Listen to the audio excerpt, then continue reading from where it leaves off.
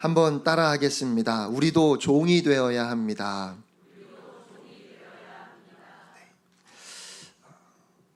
혹시 여러분은 지금까지 살면서 절호의 기회라고 생각되는 일을 맞으신 적이 있으십니까? 그때 내가 그 기회를 붙잡았기 때문에 그래도 오늘 이렇게 살지, 그런 일이나 아니면 내가 그때 그 기회를 놓쳐서 지금까지 이렇게 힘들다 싶어서 두고두고 후회되고 아쉬운 일이 혹시 여러분에게 있으신지요? 세상에서 성공하는 사람들은 대부분 기회가 왔을 때 망설이지 않고 기회를 붙잡은 사람들입니다. 성공에 관하여 참 많은 이야기를 했던 데일 카네기는 기회를 놓치지 말라, 앞서가는 사람은 과감히 결단을 내리고 실행하는 사람이다 라고 했는데, 이 말대로 기회를 놓치지 않아서 성공한 대표적인 인물이 있다면 제 아내가 아닐까 싶습니다. 과감히 결단을 내리고 저와 결혼해서 아주 행복해졌기 때문입니다. 제 아내는 그때 그 기회를 잡은 사실에 요즘도 가슴이 벅찬지 저를 보면 잘 웃어요. 저를 보고 웃을 때마다 저는 속으로 그렇게 좋을까라고 생각하고, 그렇게 생각하니까 저도 기분이 좋습니다. 착각은 자유니까요. 누구에게나 인생에 있어서 3번의 기회가 찾아온다는 말도 있고, 기회는 살며시 왔다가 쏜살같이 달아난다는 말도 있는데, 이 기회라는 말에서 저는 우리가 우리의 마음을 좀 들여다볼 수 있지 않을까. 우리가 어떤 생각을, 어떤 가치관을 가지고 지금 살아가고 있는지 이 기회라는 말을 통해 생각해 볼 수 있지 않을까 싶습니다. 그리스도인들에게 기회라는 말은 어떤 의미가 있을까요? 하나님의 주권적인 섭리를 믿고 하나님께서 나의 걸음과 길을 인도하시고, 그래서 우리를 통해서 하나님의 뜻을 이루어 가신다 믿고 살아가는 우리에게 있어서 과연 기회란 어떤 의미가 있겠나 하는 겁니다. 우리가 쉽게 아주 자주 사용하는 이 기회라는 말 속에 세속적인 가치들이 많이 묻어 있는데, 그것을 아무 여과 없이 교회도 그리스도인들도 사용하고 있는 것은 아닌지 모르겠어요. 시골에 아주 작은 교회를 목회하던 목사님이 다른 곳으로 교회를 옮기고 나서 그 교회가 급성장했다고 하면서 기회를 놓치지 않아서 성공했다 말한다면 여러분은 어떻게 생각하십니까? 제가 목회를 하면서 언젠가는 기회가 올 것이다 라고 생각해서 그 기회가 올 때까지 인내하고 참고 있다든지, 아니면 지금 기회가 왔는데 내가 이 기회를 놓치면 안 된다고 말한다면 도대체 그 기회라는 것이 무슨 기회를 말하는 것인지 한번 생각해 보아야 하지 않을까요? 우리가 함께 읽었던 본문 말씀에서 우리는 기회를 잡으려고 하는 요한을 볼 수 있습니다. 성경을 읽어보면, 복음서를 읽어보면 우리는 예수님 당시의 유대 지도자들과 예수님의 대립을 보게 되지요. 처음 예수님이 등장하셨을 때는 유대 지도자들이 예수님을 무시했습니다. 나사렛이라고 하는 가난한 마을에서 자란 젊은이가 무슨 대단한 일을 할 수 있을까 생각했지요. 그런데 1년도 지나지 않아 예수님은 당시의 종교 지도자들에게 가장 골치 아픈 문제가 되었습니다. 그들이 생각하기에는 말도 안 되는 잘못된 교리를 가르치는 것 같은데, 예수님을 따르는 사람들이 점점 많아지고 더 많은 사람들이 예수님에 대해서 이야기하며 예수님을 따라다니기 시작했습니다. 더욱이 예수님은 노골적으로 유대 지도자들을 비난하셨고, 오랫동안 그들이 쌓아왔고 지켜왔던 그 전통을 무너뜨리시는 것 같았습니다. 예수님은 강한 카리스마와 동시에 힘이 없고 가난한 사람들을 향한 사랑으로 사람들의 마음을 사로잡았습니다. 유대 지도자들은 예수님께 정면으로 맞서서 대항해 보기도 하고 뒤에서 예수님을 따르는 사람들을 협박해 보기도 했지만, 그러면 그럴수록 예수님을 따르는 사람들이 점점 더 많아졌습니다. 어떤 방법으로도 예수님을 따르는 사람들을 막을 수 없었고, 예수님을 막을 수 없다 생각한 유대 지도자들이 최후의 방법으로 생각했던 것은 어떻게 해서든지 예수님을 잡아 죽이는 것이었습니다. 그런데 예수님께서 그런 유대 지도자들을 좌절하게 할 만한 일을 하셨어요. 베다니라고 하는 마을에 살고 있던 예수님이 참 아끼셨던 나사로가 갑자기 병이 들어 죽었는데, 그를 다 장사 지낸 지 나흘이 되던 날 예수님께서 뒤늦게 베다니에 오셔서는 죽었던 나사로를 다시 살리신 겁니다.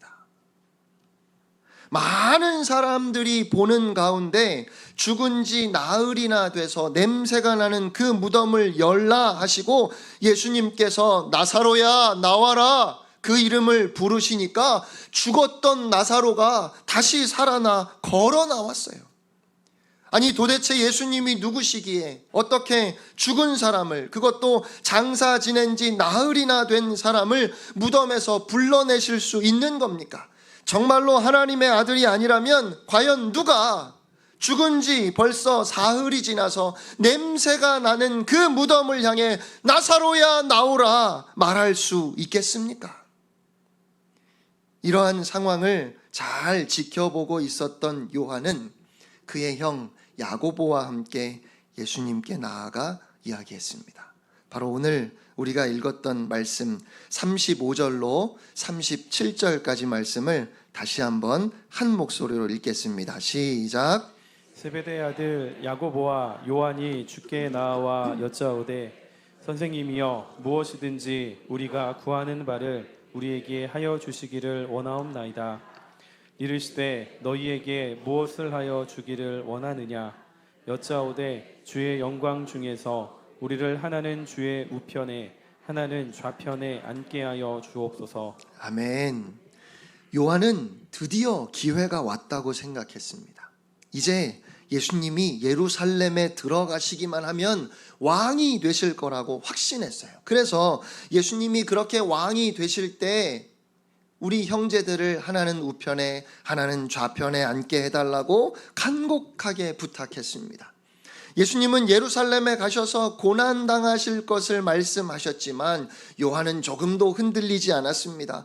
예수님이 죽은 나사로를 살리신 그 순간에 요한은 확신했습니다. 이제 예수님이 예루살렘에 올라가시기만 하면 예수님은 왕이 되실 거야. 이미 예수님이 이기셨어. 그래서 요한은 그 기회를 놓치지 않고 예수님께 나아가서 간곡하게 부탁한 겁니다. 주께서 영광의 자리에 앉으실 때 저희 중에 하나는 오른편에 하나는 왼편에 앉게 해주세요. 예수님께서 예루살렘을 향해 가실 때 그 옆에는 나사로가 있었습니다. 사람들은 죽었다 다시 살아난 나사로를 보기 위해 모여들었습니다.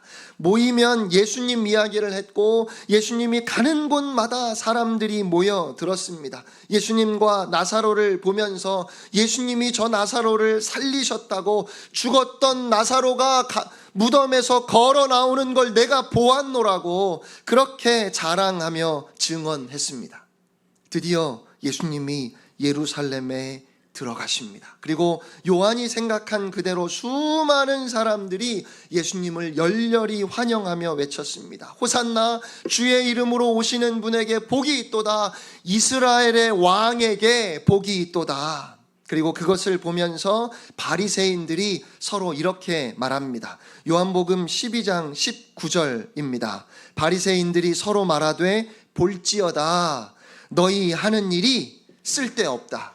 보라, 온 세상이 그를 따르는도다. 무슨 말이지요? 이 말은 바리새인들이 자기들끼리 한 말이에요. 이제 다 틀렸다는 거예요. 온 세상이 다 예수님을 따르고 있으니까 이제는 우리가 예수님을 어떻게 할 수 없다고 말하는 겁니다. 우리가 졌다고 패배를 인정하는 말이지요. 유대 지도자들조차도 예수님의 승리를 인정할 수밖에 없었어요.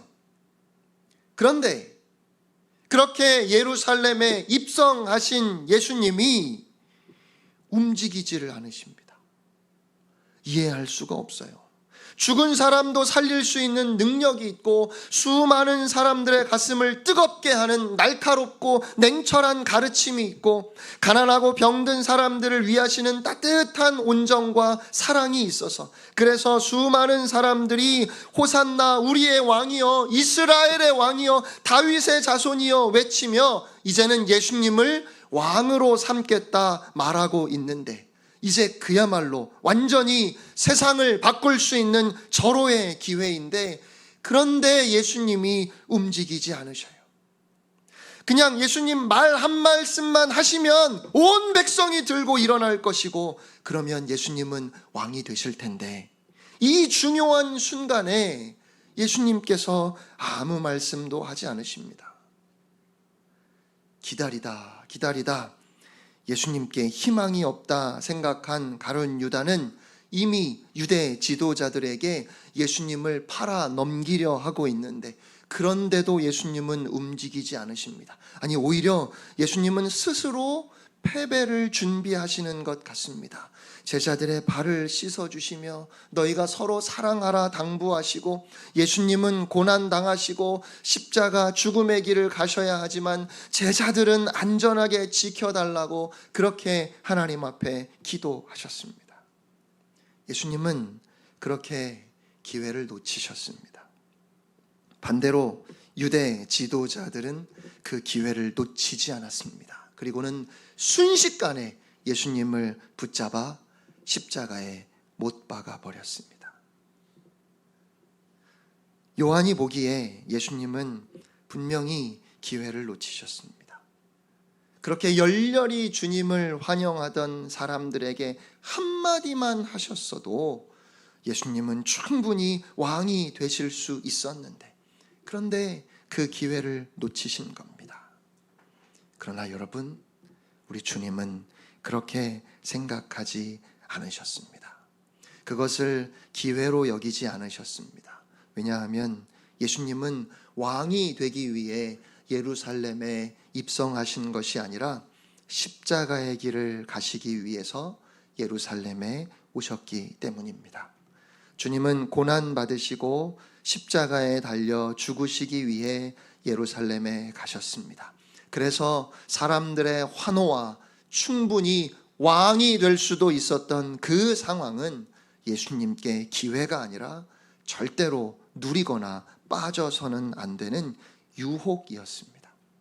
예수님이 얻고자 하셨던 영광은 이 땅에서 높아지는 것이 아니라 이 땅에서 승리하는 것이 아니라 오직 하나님 아버지의 뜻을 이루어 모든 백성을 구원하는 것. 그래서 저 하늘에서 주님이 얻으실 영원한 영광을 주님은 바라보셨습니다. 요한은 나중에야 이것을 이해했습니다.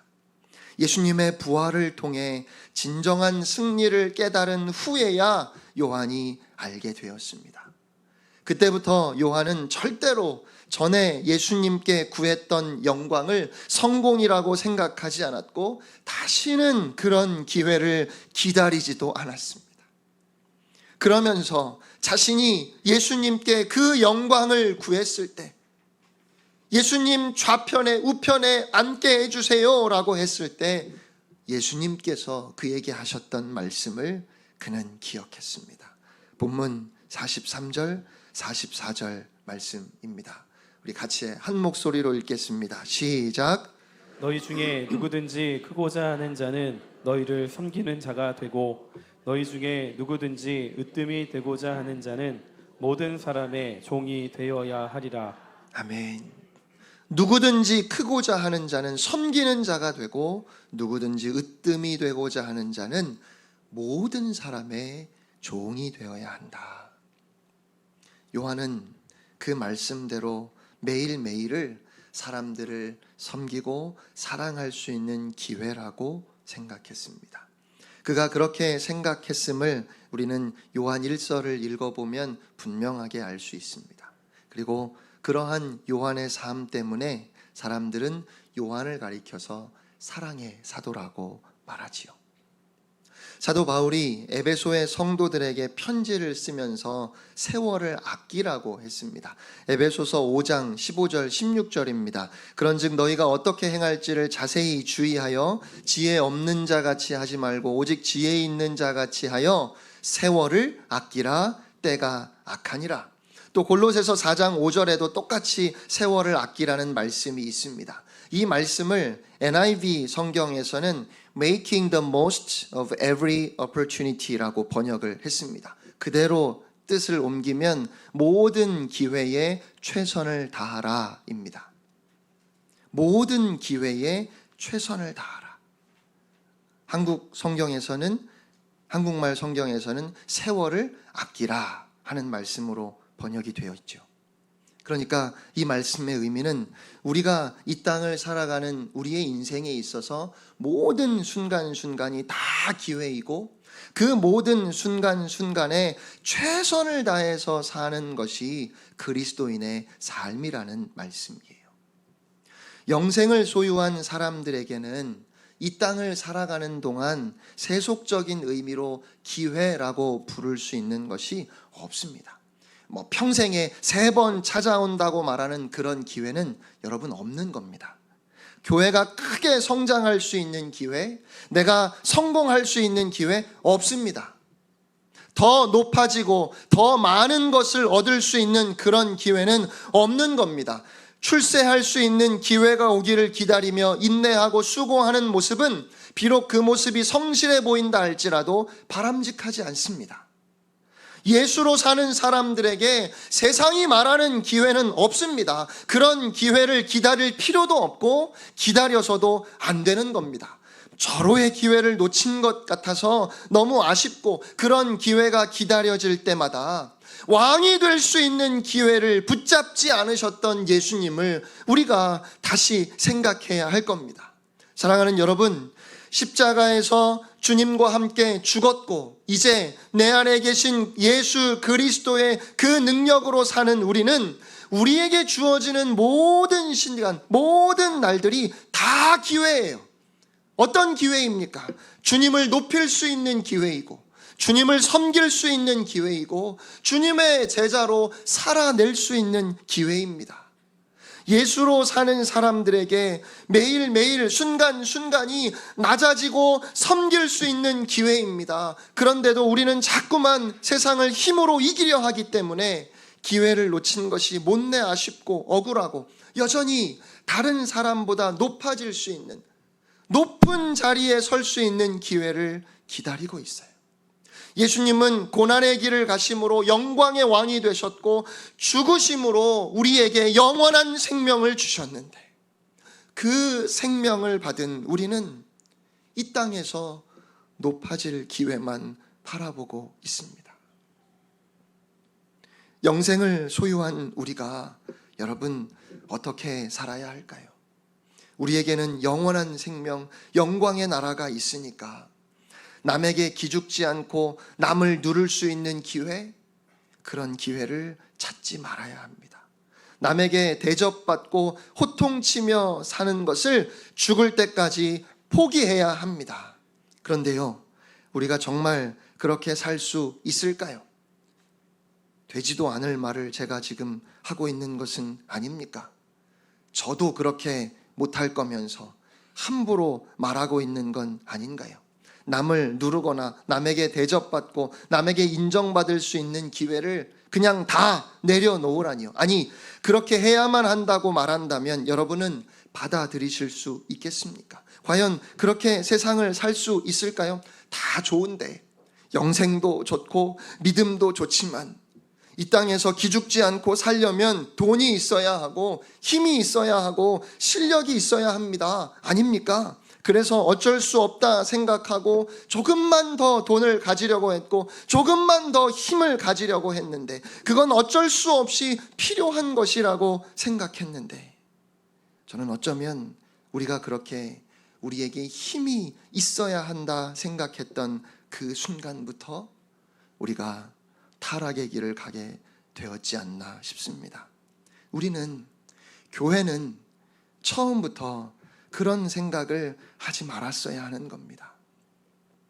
어떤 유혹도 우리의 마음에 남지 않게 하라고, 가볍게 여기지 말라고, 절대로 세상과 타협하지 말라고 주님은 그렇게 당부하셨는데, 저는 주님, 아무리 그래도 돈이 있어야 되고 힘이 있어야 되고 그래야 목회도 제대로 할 수 있는 것 아닙니까? 라는 생각을 했고, 그렇게 힘이 있어야 되고 돈이 있어야 된다는 생각 때문에 그런 문제들 앞에서 적당히 타협해도 된다고 생각을 한 것 같습니다. 그런데 그렇게 굳이 나쁠 건 없다는 생각으로 힘을 가지려 했고, 재물을 가지려 했고, 명예를 가지려 했던 그 순간부터 우리가 세상에서 빛이 되고 소금이 되어야 하는 우리의 사명을 잃어버린 것 같아요.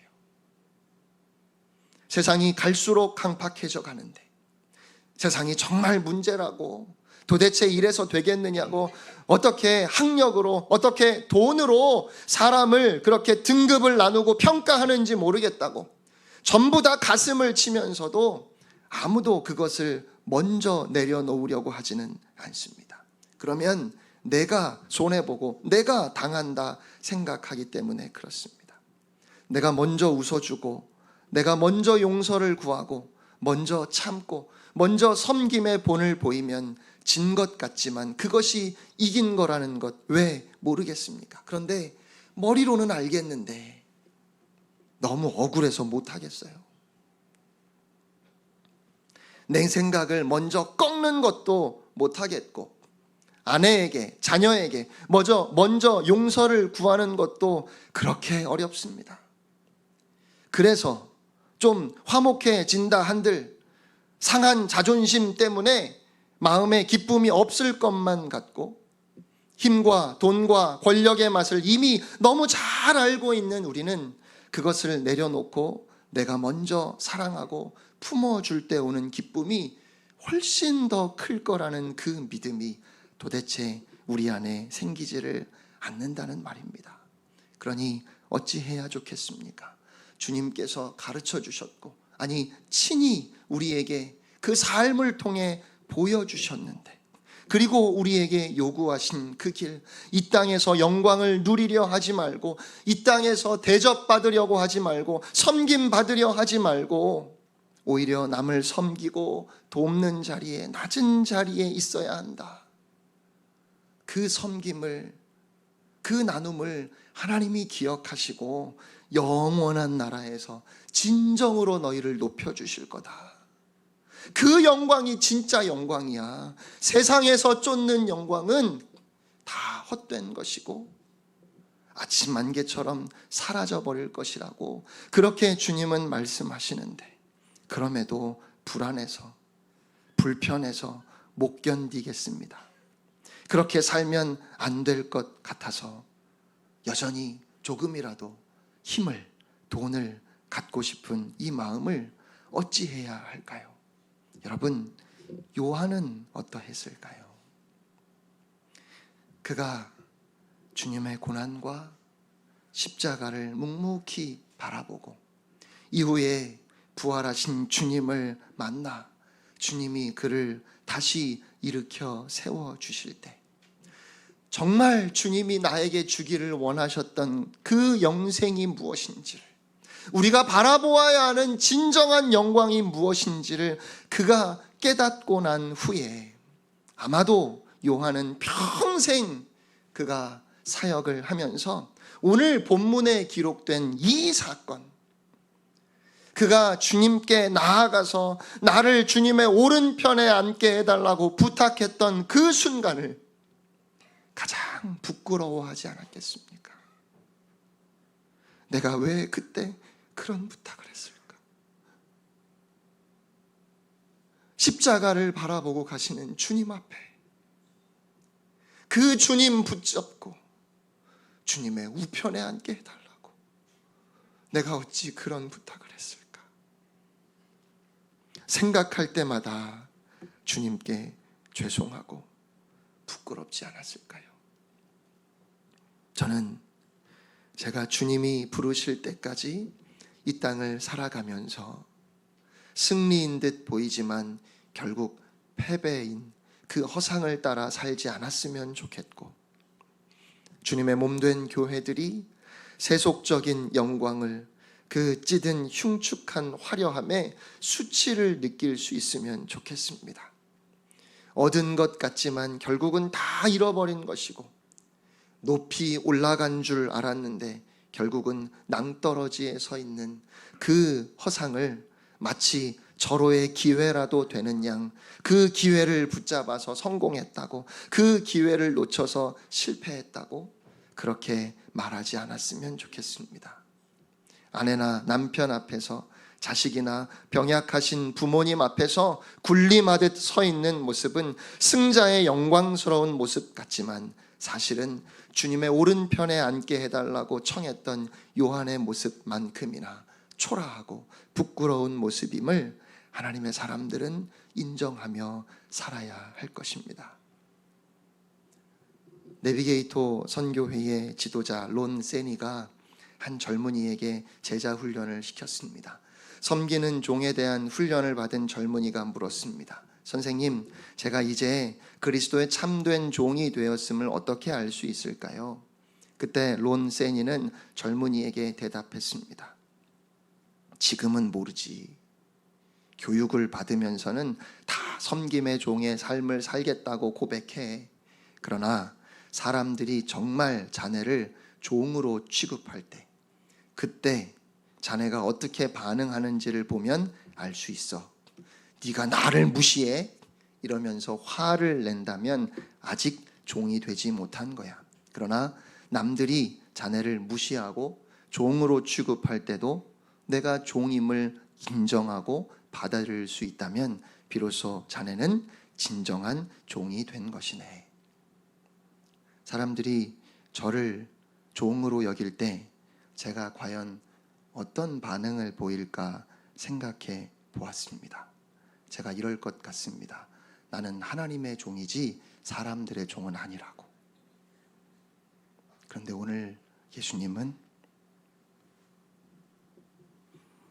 너희가 모든 사람의 종이 되어야 하리라 말씀하셨습니다. 오늘은 종려주일입니다. 예수님께서 나귀를 타고 온 백성의 환호를 받으며 예루살렘에 입성하시는 모습을 우리가 떠올릴 때마다 요한은 주님의 오른편에 앉게 해달라고 주님께 청했던 일을 부끄러워하며, 그런 요한에게 주님이 하셨던 말씀을 떠올렸을 것 같아요. 너희 중에 누구든지 크고자 하는 자는 섬기는 자가 되고, 너희 중에 누구든지 으뜸이 되고자 하는 자는 모든 사람의 종이 되어야 하리라. 저는 주님의 이 말씀을 묵상하면서 참 부끄럽고 또 죄송한 마음으로 고난 주간을 맞이해야 할 것 같습니다. 대접받고 인정받는 것을 성공이라고 말하고 싶은 그 생각, 그게 잘못된 겁니다. 처음부터 그건 용납하면 안 되는 것이었습니다. 사랑하는 여러분, 예수님은 왕이 될 수 있는 기회를 붙잡지 않으셨습니다. 그러나 예수님은 십자가 고난을 통해 구원을 이루실 기회를 붙잡으셨습니다. 우리는 그런 주님을 따르는 사람들입니다. 그러므로 우리가 붙잡아야 하는 기회는 지금 옆에 있는 사람을 섬길 수 있는 기회입니다. 지금 우리에게는 이웃을 사랑할 수 있는 기회가 있습니다. 여러분, 늦지 않았습니다. 지금 우리에게 섬기는 종이 될 수 있는 기회가 있습니다.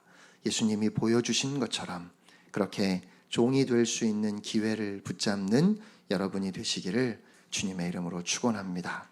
기도하겠습니다. 하나님, 감사합니다. 예수님 십자가 그 죽음과 그 고난을 통해 우리에게 영원한 생명을 주셨습니다. 하나님께서 우리를 의롭다 하시고 그렇게 하나님의 자녀 삼아 주셨습니다. 세상의 그 어떤 권세가 하나님의 자녀된 권세보다 더 클까요?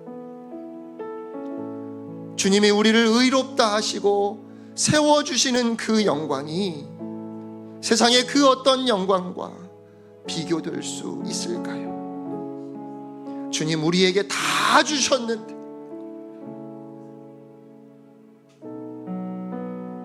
그 주님의 은혜, 그 주님의 사랑으로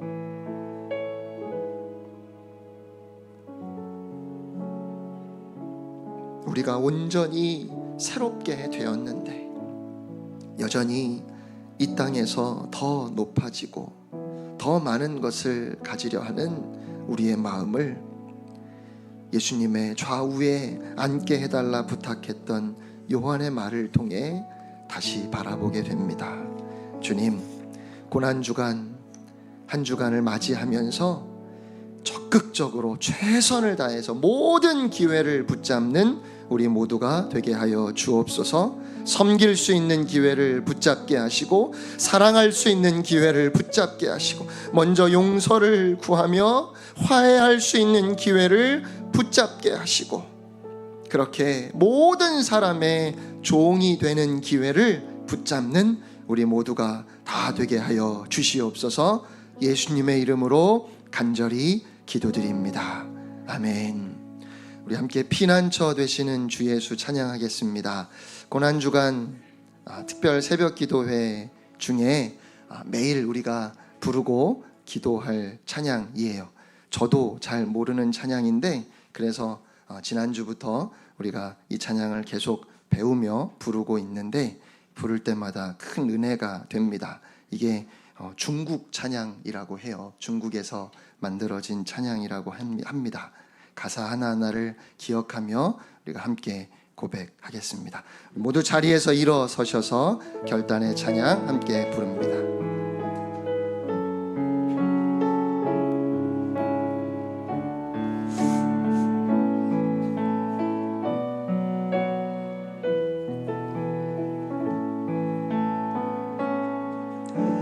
피난처 되시는 주 예수 영원한 승리의 왕 주님의 얼굴을 구할 때 주의 빛 비추시네 전쟁은 주님께 속했네 승리는 우리의 것 예수의 이름을 높이며 영원히 찬양하리 주님의 임재에 온 땅은 들리고 우리 기도에 하늘 문 여시네 온 민족과 열방 주께 경배해 영원히 보좌에 계신 왕께 우리 다시 한번 피난처 되시는 피난처 되시는 주 예수 영원한 승리